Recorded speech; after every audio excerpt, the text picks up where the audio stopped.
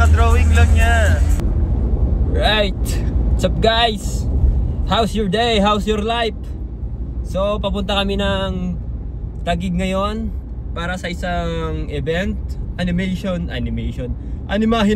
Festival 2026. At kasama ko ngayon si Papa Piña at si Eli Bunny natutulog doon. Wala kaming tulog ngayon. At yan, si Piña ang nagdadrive ngayon. Alright. So naimbitahan tayong maging isang guest panel speaker. Wow. Wow. Amazing. Ano yung sasabihin ko doon, mga pagkukwentuhan doon. Sana may matutunan yung mga audience natin. Alright. Oh boy, gusto mo bang sumali sa pagiging isang guest panel speaker? Sasama lang ako sa inyo para i-video ko ang mga pangyayaring nagaganap. Ayaw mo sumama, boy.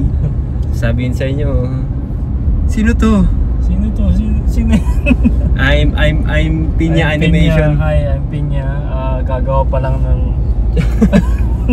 ng YouTube channel at saka Facebook page. Soon to be 5 million followers. Okay, so papunta kami sa Taguig kung saan ang accommodation namin nilibre ng ACPI. Maraming salamat sa sponsor. Thank you so much. Huwag kayong maglala, gagawin namin ang lahat ng aming makakaya para maganda ang magiging talk natin. Para may matutunan kayo. So iba rin yung boses ko kasi tinamaan tayo ng ubo guys. At hindi tayo pwedeng mag-back out. Siyempre, iba, animahinasyon yan eh. Kaya pipilitin nating magsalita kahit pumuputok-putok na yung plema natin sa stage. Mapapaga yung New Year guys. Alright, so ayun, kita-kit sa accommodation natin.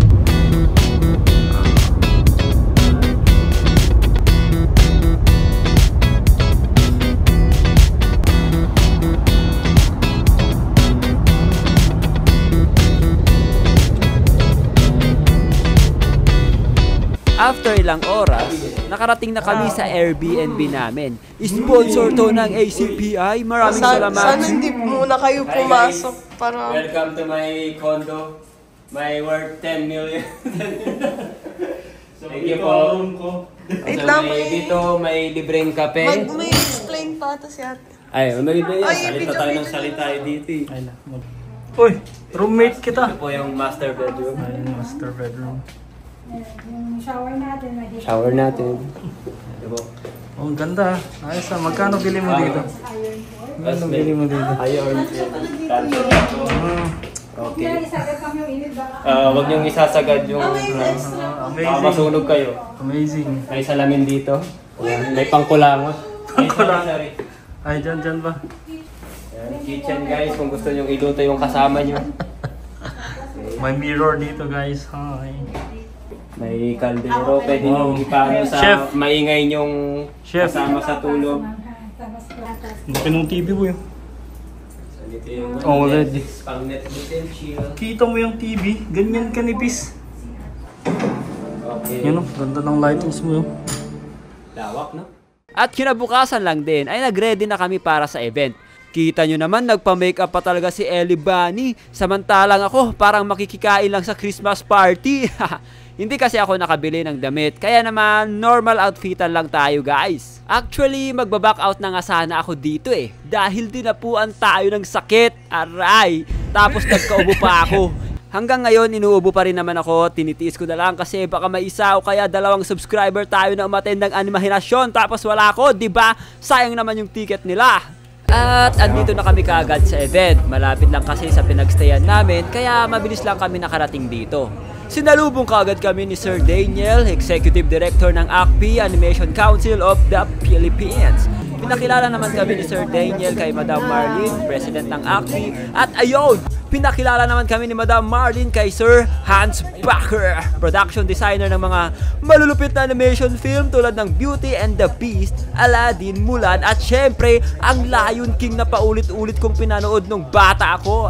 Damn! Alright, hindi pa nag-uumpisa yung event pero ang dami ko na kaagad nakilala. At ito, short briefing muna saglit para alam namin kung anong gagawin namin mamaya. At ayun, nakinig din kami ng speech ni Congressman Harvey at masaya ako dahil nabibigyan na ng suporta ng gobyerno natin itong industry na hindi pinapansin noon. Alright, pagkatapos ng mga ilang speech, nagpicture-picture muna kami sa stage kasama ang mga ibang speakers, tamang posing-posing lang. Naks, kala mo talaga may ambag sa lipunan si Gen Animation, no? Dahil hapon pa ang talk namin ni Elibani, nakinig muna kami ng mga naunang speakers. At grabe guys, sobrang na-inspire ako sa mga work nila. Yung mga childhood Disney films lang na pinapanood ko dati, kasama pala sila sa paggawa nito. Habang nanonood ako, biglang bumalik yung mga araw na sabik ako matuto mag-animate. Alam mo yun, yung gigil matuto sa mga bagay na gusto mo talaga. Tapos habang nanonood kami, muntik pa akong maiyak kasi may nakatabi kaming estudyante na dinodrawing yung karakter namin ni Elibani. Nakita ko sa kanya yung batang ako, yung gustong-gustong matuto mag-drawing. Hindi ko siya nilapitan kasi ayoko naman magbuhang ewan doon at sabihin na, "Hi, ako to si Gen Animation." Baka hindi pa siya maniwala eh. Alright, after makinig sa mga legendary artists, nag-lunch break muna kami dito sa Vikings. Syempre, sponsored by Acpi. Maraming salamat ulit sa masarap na pagkain. Hindi ko nga lang ma-enjoy yung food kasi inuubo ako. Nag-request pa nga ako dyan ng warm water para sa lalamunan ko eh. Masarap pa yung tubig, boy. Oh boy, grabe. Lasang $500 men.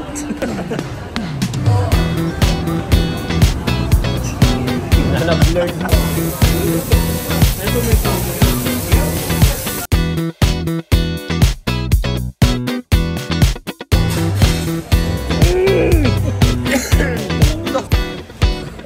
Grabe. Pagkatapos namin kumain, bumalik na kami sa venue. Andito rin ang kapatid ko, si Carlos Yulo. Sup, man?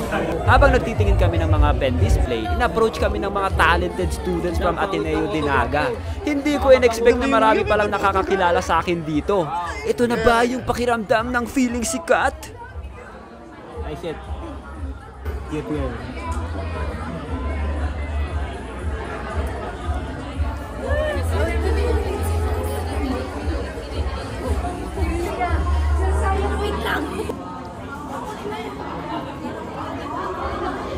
You know, my heart pa.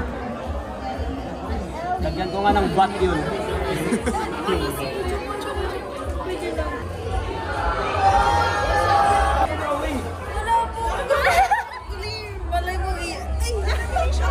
Joke lang. Okay lang, wag mo na po yun. Sige. Wag mo na po yun. Sino may ballpen tas kapin dyan? Sino may... May papigil sana all. Sana all. Sorry, wala akong practice. Ay, nalipot ang kamunin na sa Ay, pwede bang i-ando yan? Saan natin ipipirma? Ay, napirma ba? Hindi nila yan May ballpen papel. Sige na, wala akong iPad. This is the work of art. This is the work of art. Pero pa dito meron tayo. Dali na dito. Dali ka na. Okay. Kaya kasama ka na ba? Yun o, kasya tayo lahat. 1, 2, 3.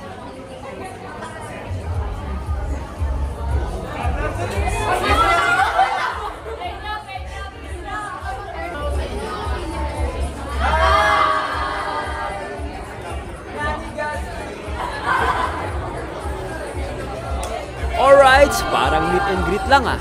Pagkatapos ng picture-picture, pinapasok na kami dahil kami na yung susunod na magtutok sa stage. Joining Elibani on the panel is a Filipino YouTuber, animator, and storyteller, best known for his relatable Pinoy animation videos that capture everyday Filipino life, from school memories and family dynamics to humorous and heartfelt moments. With over 4 million subscribers, he brings a signature blend of humor and nostalgia to his animated skits and storytime content. He has also collaborated with various drawing device and gaming brands, reflecting his influence beyond the YouTube space. So ladies and gentlemen, please welcome our panelist, Gen Animation.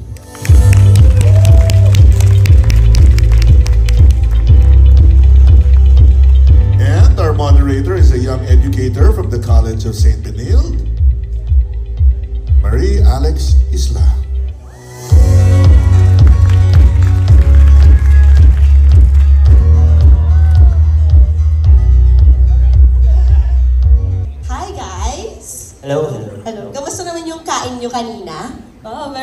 Okay na po kami. Busog. Busog-lusog. Okay, and ready to answer our questions. Yes. Okay. Bitin. Bitin ba? Ay, wait. Okay. Anong tinawag? Uy, Water na lang.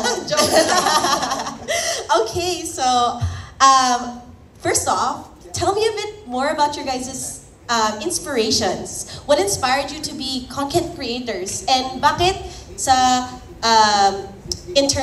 bakit sa online channels mo naisip? Ladies first. Gentlemen. Nag-inspire po sa akin, nag-start po sa coloring book nung bata ako. Hanggang sa nagtuloy-tuloy na po yung interest ko sa pagdodrawing. Tapos unfortunately, doon sa lugar namin, I'm from Mindanao pa po, hindi pa exposed yung animation course that time. So parang first choice ko is maging nurse na lang.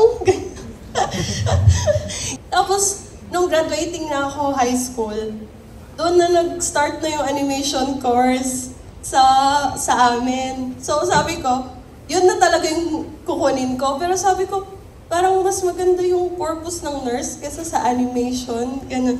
Pero biglang may nag-voice lang sa akin something na parang kahit hindi ako nurse, may purpose pa rin ako as animator. Iba pala yung healing na gagawa niya.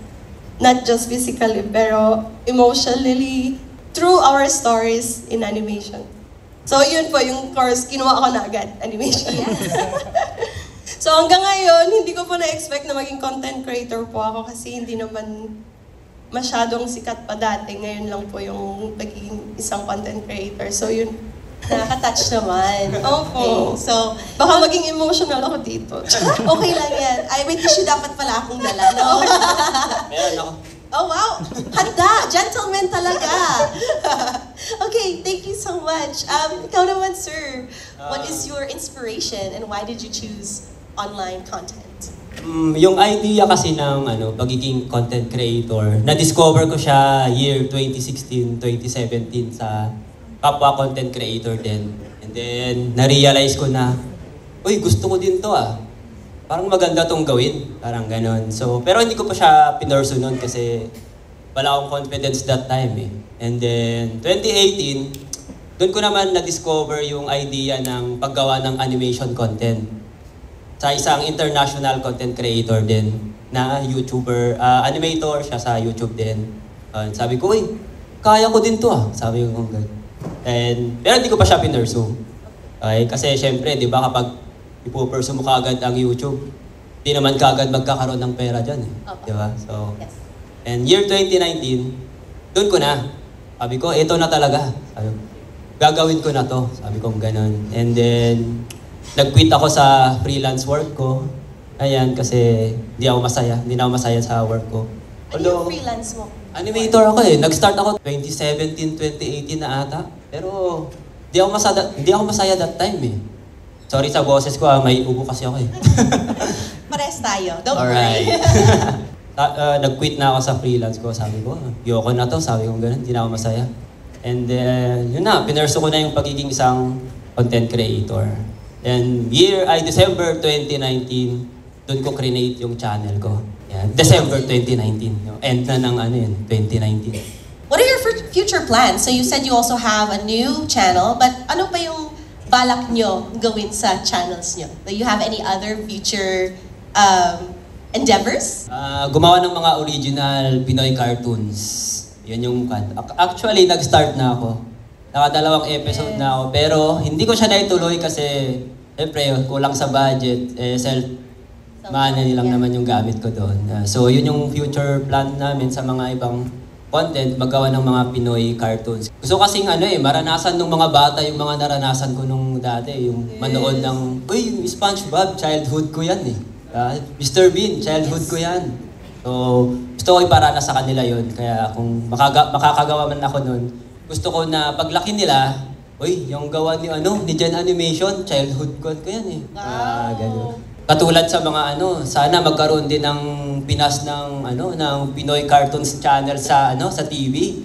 Parang Cartoon Network or Nickelodeon, di ba? Para bagsakan ng mga gawa ng mga Pinoy artists, mga Pinoy animator. yun yung isang future Start na natin yung goals. Gen Pero Zero. syempre, na-start ko na siya, Gen Zero Agency yung pangalan. Ay nung title. Nakadalawang episode na ako. Sa YouTube ko lang na-upload kasi yun lang yung free pag-uploadan yung platform, di ba? Yun na yung free na Pwede nating paglagyanan ng mga gawa natin Yun. So, since you already have 2 episodes, I'm sure you already have an idea for the 3rd episode. Naka-ready na siya Ito lang kulang. So, naka-ready na yung script, ready na yung mag-animate. So, kayo lang din yung nag-animate. Yes po, may team po kami. May team. How many? How big is your team? Around 10 members na kami. 7 animators, 1 background, 4 storyboard. Tapos ako nag-all around lang ako doon. Tinutulungan ko yung ibang team ko. So, how was the transition from mag-isa lang ako to having a team that you handle? Kasi syempre iba yung mag-isa ka lang because you make all the decisions, right? By yourself. Ngayon, meron ka ng team. There's 10 of you now. So how did you balance that? How did you start figuring out paano wear this hat as a creative director? Ako yung sa akin yung script. So, may experience naman ako sa pag-work sa studio. So, ako na lang yung nag-i-instruct na, ito, gawin mo to. O yan, gawin mo na yan. O ganyan. So, sineseparate ko lang, hindi ko ginagawa lahat. Ayokong ako yung maggawa ng Kasi yung upload, parang tatagal. Kung ako lahat gagawa. So, I need a team para kahit paano, malesen yung workload ko. And then, mapabilis yung upload. Mas okay yung quality. Kasi kapag mag-isa ko, pangit ng background, pangit ng characters, walang background, black and white, ganyan. Rush yung gawa kasi kailangan ko na mag-upload So, what would you recommend the pacing of how often should you upload? Na hindi ka mawawalan ng audience. Isang upload sa isang buwan. So, once a month. Once a month is like the minimum, no? Pag talagang sinipag ako, 2 uploads sa isang buwan. Okay. And that's about, how many minutes usually is ang isang video mo? Dati, nung mag-isa pa lang ako, kasi, di ba, mag-isa pa nga lang ako So, parang short lang, mga 4 minutes to 5 minutes, para maka-upload na kaagad. At least malaman ng audience andun si Gen Animation. But nung nagkaroon ako ng team, ikuha na natin sa 10 minutes, 12 minutes, mga ganyan. Kasi yun yung parang ng Standard ng YouTube. Recommended 10 minutes. 8 to 10 minutes. Yun yung parang mas pinapaboran ng algorithm. Pero grabe, parang ang hirap umabot sa 8 to 10 minutes, no? Super. Yun yung problema ng mga animator sa YouTube. Kaya madaming nag-iiyakan ng mga animator. Paano namin gagawin yan? 8 minutes to 10 minutes? Yes. Papatayin nyo kami. Parang ganyan. Yeah, like, sa experience ko, so I'm also an animator. Nagtuturo din ako. And, like, I always tell my students, they really want to do 8 to 10 minutes, pero mag-isa lang sila. So, what would you recommend if you're planning to do 8 to 10 minutes or mga ganong length, and they're working by themselves, what would you give them as advice? Okay, sa pagdating sa character, simplihan nyo lang yung paggawa ng character design nyo. Huwag nyo masyadong complicated para hindi mahirapan mag-animate. And then sa background and mga props, nire-reuse lang namin yung iba Kasi yung paggagawa kami ng bagong background, matagal na naman yan And then sa storyboard, may mga angle kami na nire-reuse din. Gamitin lang natin itong angle na to. Okay na yan, pwede na yan. Since we talked about a little bit of the challenges of working by yourself and then working with a team, I would want to kind of know, like, ano yung naging experience nyo? Like, how did you work through that, right? In terms of so, di ba pag mag-isa ka versus going to a team, what are the differences and what are the pros and cons that you would say to people that, for example, who want to work by themselves versus who want to work with a team when they're making content? Sa akin siguro, mas madali kang ma-burn out pag mag-isa mo lang. Oo. Yung team ko, natutulungan nila ako Nakakalabas ako, nakakain ako ng damo sa labas. Damo? I think Ellie Bunny would be that way. Nakalakap ako ng fresh air kahit paano dahil sa team ko Ayun. Basta yun lang para sa akin. mas madali kang ma-burnout. Baka mas madali kang mag-give up pag mag-isa ka lang. Tsaka kapag sa team, mas madali din matapos yung isang video. And mas marami kang video may lalabas sa channel mo. Tsaka sa akin mas gusto ko yung mag-work sa team kasi mas nakakapag-focus ako sa script. Kasi pag mag-isa ko, irarush ko na yung script irarush ko na yung iba So yun na yung downside ayoko sa solo Parang nakakakuha yung quality ng video. Gusto ko sa channel ko, mga mapanood ng mga subscriber, at least paano kahit quality yung gawa Para hindi sayang naman yung pag-subscribe nila. Hindi sayang yung oras nila, hindi sayang yung data nila. Tsaka maganda rin sa team kasi ma-expose ka sa mga talented artists na you will work with, ganyan, hindi ka ma-lonely mag-isa. Yun. Kagandahan sa team, nakapagbigay ka ng trabaho sa mga artists. Yes, yes. But what about working by yourself? Ano naman yung nagustuhan mo naman doon before when you were working? Responsibility ko lang is yung self ko. So, wala po akong deadline, malaya po ako. Parang may freedom ako, ganyan. Yun naman yung kagandahan kapag solo. Sa akin wala kang sisisihin kundi sarili mo lang. Bakit delay to? Tingin ka lang ng salamin dahil sa'yo. Okay, gets naman. Like, sige, ano naman, what would you give advice for future content creators? I know a lot of aspiring animators here want to pursue an avenue of being online creators. So what would your advice be for startups? Kung saan ka masaya, doon mo doon mo ilagay yung energy mo. Kasi naniniwala ako na kapag masaya ka sa ginagawa mo, mas mataas yung chance na magiging successful ka. Yan po. Ellie Bunny, do you have advice? Ikaw sa likod na nakaupo. Nag-call out na siya. Kung sino ka man. Sino dyan? Always remember na sa journey mo, don't afraid to ask help and hindi ka mag-isa.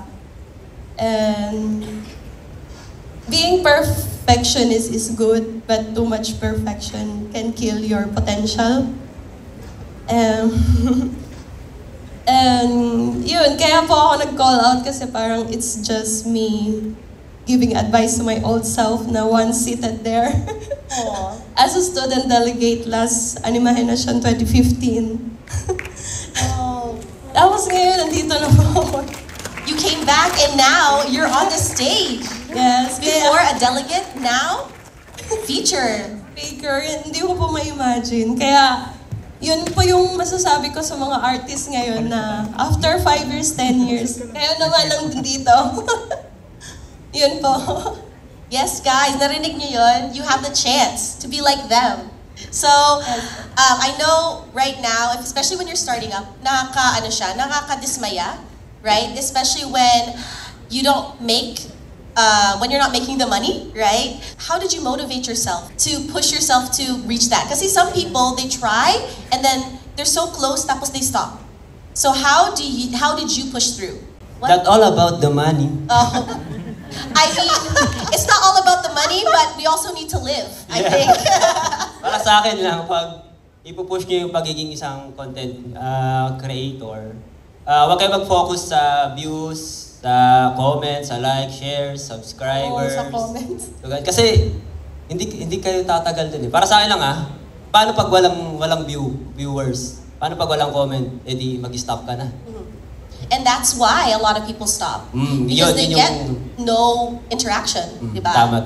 And ang pagiging isang content creator, marathon yan Dapat upload ka lang ng upload hanggang may isang tumama. Kasi pag may isang tumama dyan, yun na yung break mo. Tuloy-tuloy na yan. Pero pag nag-stop ka, wala na. Nag-stop ka na Ayun po. So, what was your video that was your breakthrough? Sa yung title niya is I-animate nyo. Muntik Mamatay Moments. Yun yung nag-break talaga sa akin. Yun yung nagtuloy-tuloy during pandemic. Pangit pa ng drawing ko dun. Huwag yung panoorin yan. Wag daw, guys.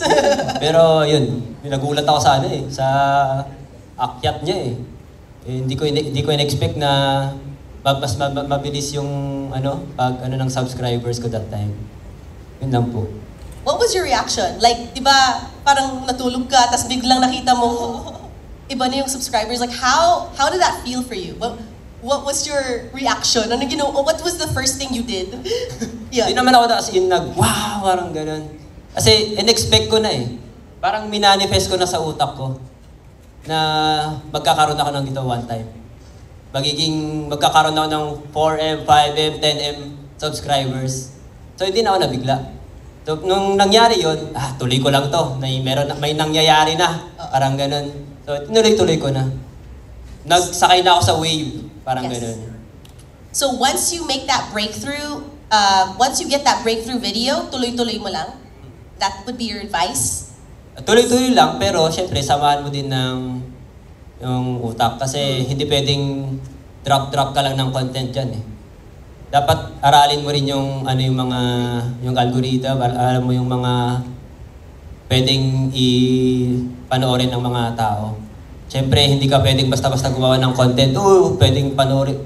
Hindi mo pwedeng, maglagay ka lang dyan ng content na kung ano-ano mga brain rot. Di ko alam. Brain rot. 6-7 ba to?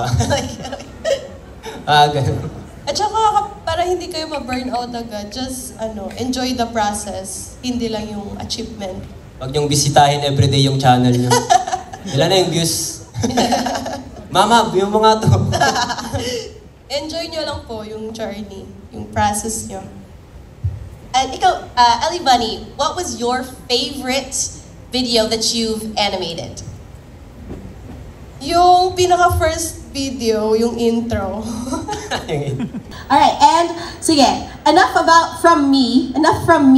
I had so many questions. I'm actually gonna open it up to the audience.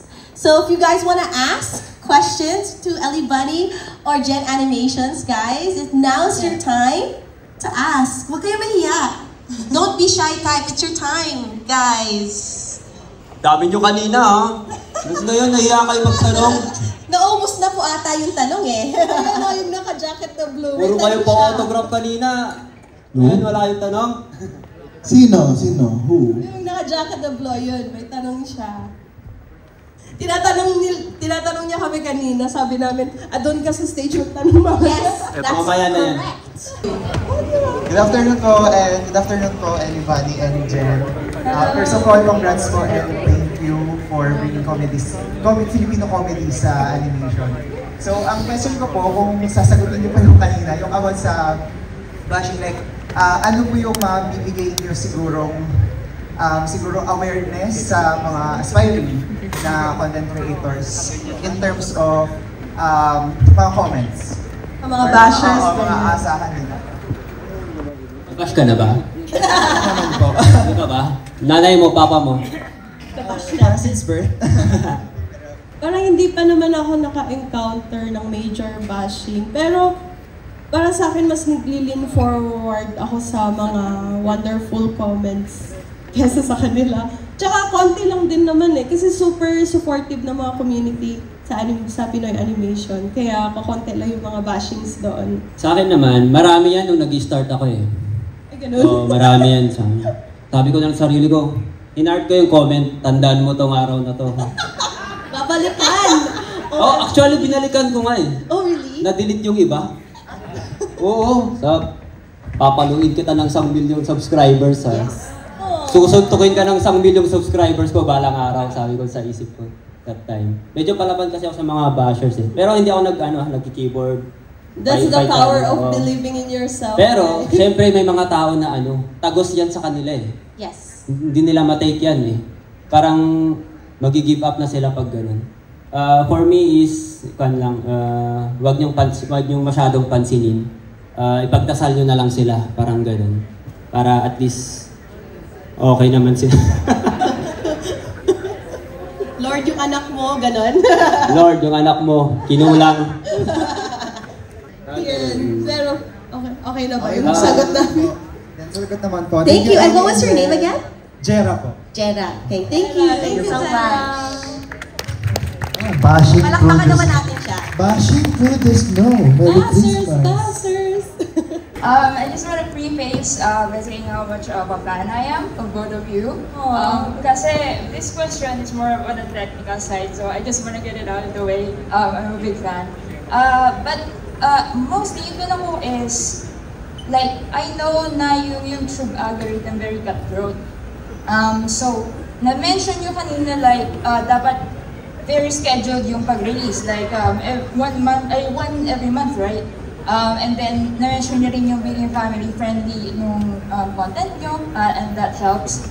Pero can you like provide us with other, you know, like secrets into conquering the YouTube algorithm? In terms of technical? Yeah. Mga softwares na ginagamit. Mga little details na alam nyo tungkol sa like about sa YouTube ba? Yeah, breaking out of the YouTube algorithm. Pag kailangan mo talaga ng pera, once a month eh. It's all about sa ano eh, storytelling talaga eh. Para sa akin eh, wala siya sa sa animation. Hindi mo kailangan magaling ka mag-animate, magaling ka mag-edit. Para sa akin, yung core ng content is yung script mo, yung story mo. Kasi once na sa algorithm ng YouTube, the more na mas matagal sila nanonood sa YouTube mo, the more na nire-recommend yan ng YouTube. So, anong gagawin mo? Kailangan mong ipa-stay yung mga audience sa video mo. So, paano sila mag-stay doon? Entertaining ba yung content mo? Educational? May ano ba? Anong makukuha nila? Kaya kung content creator ka, i-view yung sarili mo as viewer din, audience din. Huwag isang content creator. Pag pinanood ko ba to, matatawa ba ako? Pag pinanood ko to, may entertain ba ako? Tatagal kaya ako dito ng 30 seconds? Skippable ba yung video? Skippable ba yung video mo? Masyado bang draggy? So, yun yung mga kailangan mong isipin sa paggawa ng content. Okay. Tapos, dapat hindi siya yung nakakasira ng buhay ng ibang tao. Nakakatapak ng ibang... Kasi, hindi okay yun sa umpisa. Nakakapag-viral yun, pero sa next, hindi na i-viral. Tsaka, little facts lang din yung about sa titling ng video mo. Kasi, important din yun sa YouTube. Kasi sa YouTube kasi may SEO tawag nila doon. Kapag isi-search ng mga audience, how to ganito, Pinoy animation, you need to pag-isipan yung title na related talaga siya sa video. Hindi siya clickbait, tawag nila. Para mas magstay yung mga audience sa video mo. Yan. Isa pa pala yung sa thumbnail. Yes, thumbnail. Kailangan yung thumbnail nyo is readable or magets ka agad kahit hindi pa nila nababasa yung title. Kailangan agad, uy, ano to? Parang mamamatay siya sa video, i-click ko nga. Parang ganun. Especially sa Pinoy animation, visual talaga eh. So yung thumbnail need visually appealing din talaga para kahit hindi nila babasahin yung title, magigets nila sa thumbnail pa lang. Parang secondary yung title. Totoo. Di na ako nagbabasa. I just look at the thumbnail and I click it if it looks nice. Yes. At saka, isipin nyo din yung sa phone, user ng phone, hindi lang sa PC. Kasi in-study din namin yung data namin, ano yung mga audience, saan sila nanonood. And mostly sa phone, second is sa TV. So, yung thumbnail mo, i-check mo din kung visible siya sa maliit na screen sa phone. Thank you. That's a really, really insightful. Thank you so much for that wonderful question. And now, ang inaabangan ng lahat, I feel? Alright. Yes. Mag-raffle na tayo, guys! Bubunot ako ng 10, di ba? Isa lang? Wow! Saya sila, isa lang daw. Tawagin nyo na yung mga nag-CR. Okay, i-ano nyo muna. Shake nyo muna. Yung box, not you.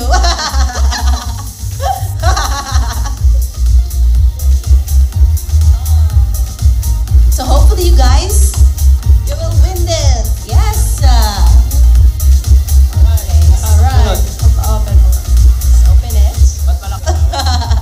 Tanan, joke lang. Ay.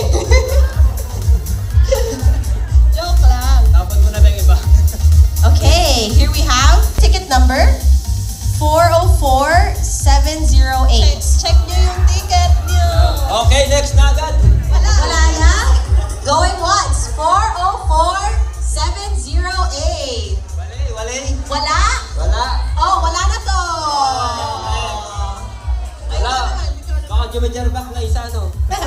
Ikaw naman. Oops! Mabinyagan na agad. Okay. Ito na. 404-787. Wala? Wait lang. Wait lang. 404-787.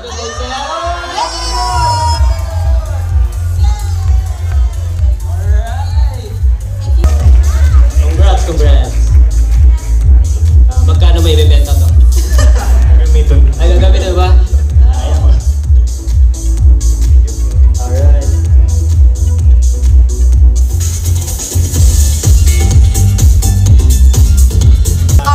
Thank you guys so much. Ang dami ko natutunan. Ay ba? Kulang ba? Kulang ba? Sa susunod na lang. Parang nabitin pa kami, kaya see you sa YouTube namin. Yes! Doon na lang po tayo magkita. Bye-bye. Thank you. Thank you so much. Congratulations to our winner, and thank you, Ellie Bunny and Gen Animation, and our moderator, Alex. Animation. Originally ganda ng switch niyo, man. he transitioned to full-time storytelling, creating acclaimed works such as Manang maganda siya, Dilim, maganda. Pag-isa. At yun, natapos na ang talk namin ni Ellie Bunny. Nanood din kami kay Sir Ronnie, isang malupit na storyteller, artist, at siya lang naman ang co-director at writer ng sikat na animation film na Inside Out. Kung hindi nyo pa napanood yun, panoorin nyo na. Dito, hindi pa rin natatapos ang pa-autograph. Talagang gustong-gusto nilang dungisan ko ang kanilang iPad. Itong mga batang to, kakaingit no? May mga laptop at iPad na sila. Samantalang ako dati, walang-wala ako nito. Buti sinusuportahan kayo ng mga parents nyo guys. Kaya galingan lang natin. Ipakita natin kung anong kayang gawin ng mga Filipino artists. Laban! Puso! Syempre, nagpa-picture din kami sa mga ibang legendary speakers tulad ni Sir Thomas Esmeralda, isang art director, illustrator at painter. Mga ibang work niya ay napanood na rin natin sa Prince of Egypt at Shrek. Grabe, bring back memories sa pagkabata. Nagpa-picture din kami kay Sir Bobby Pontillas, Film Oscar-nominated director, designer at animator na nag-work sa Disney. Ilang work niya ay napanood din natin sa Frozen at Moana. At grabe, siya ang creator ng Sun Chaser, isang series na gawa mismo dito sa atin. Kaya guys, pag na-release na to, suportahan natin. Ang hindi susuporta dito, maalmura na sa puwet. Na-meet din namin si Sir Mark Mendoza, film director and founder ng Friendly Foes. At grabe, madami na silang nagawang animated short films. Again, gusto ko magpasalamat sa mga umattend at nagpakita ng suporta sa Animahinasyon Festival. Syempre sa mga supporters ko din, grabe kayo, ang dami nyo pala dyan. Kala ko wala akong mga subscriber na mag-a-attend dito. Sana nagustuhan nyo yung talk namin, medyo bitin nga lang, sinimplihan ko lang yung mga sagutan ko dyan kasi mukhang napapahaba na yung talk namin. Syempre may susunod pa, di ba? Kaya naman, sana nasagot ko ng tama yung mga tanong nyo at kahit paano, na-inspire namin kayo ni Ellie Bunny.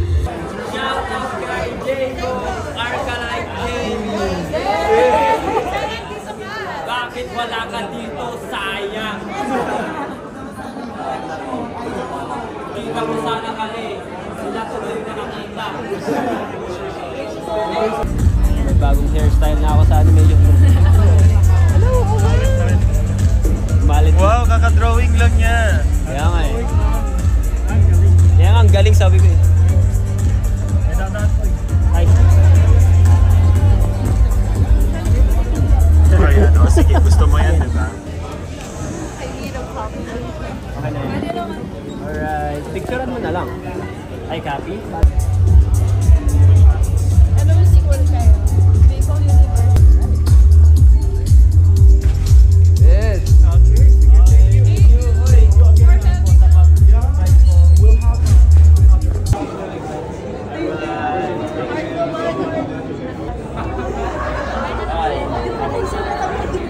Hi sa mga students ng ano yun? Animation. Animation.